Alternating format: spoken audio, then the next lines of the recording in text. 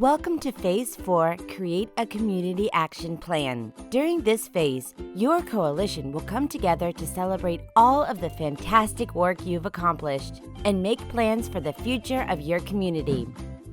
Your community has come a long way in the CTC process, and that is cause for celebration.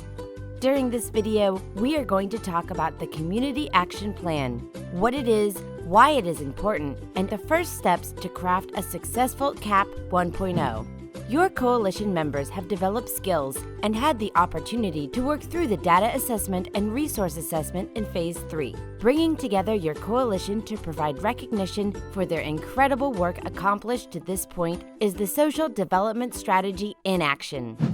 Now your coalition will create a Community Action Plan, or CAP. The CAP is your coalition's plan to improve the lives of young people in your community.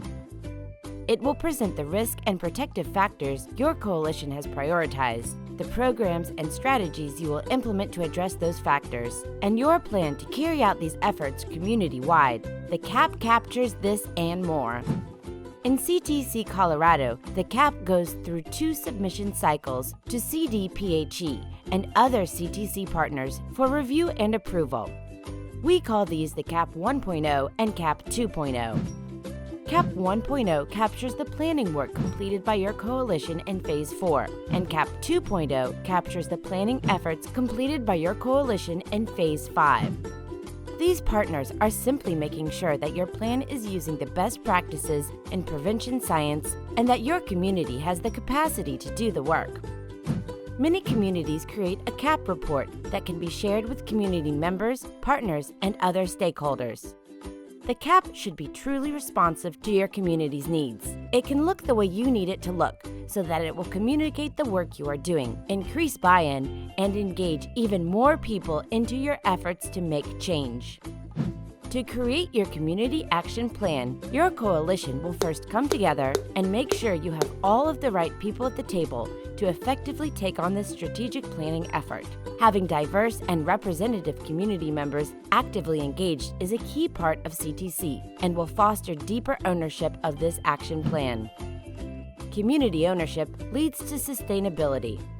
This will build your coalition's capacity to do this work and will help you achieve Milestone 4.1. The Community Board has the capacity to create a focused community action plan.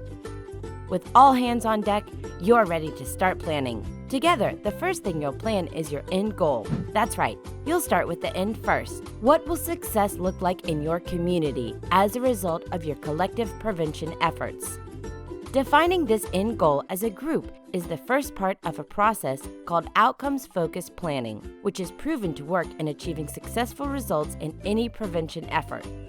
This will help your coalition achieve Milestone 4.2, specify the desired outcomes of the plan based on the community assessment data. With the capacity to carry out the work and achieve a collective goal statement for your prevention efforts in mind, your coalition is ready to select programs and strategies to implement and evaluate in your community. This is an exciting moment. Your coalition will select programs and strategies to best address the prioritized task and protective factors in your community. Once your coalition reaches this decision, they have achieved Milestone 4.3. Select tested, effective programs, policies, and practices to address priority risk and protective factors and fill gaps. In summary, the Community Action Plan is your coalition's plan to improve the lives of young people in your community.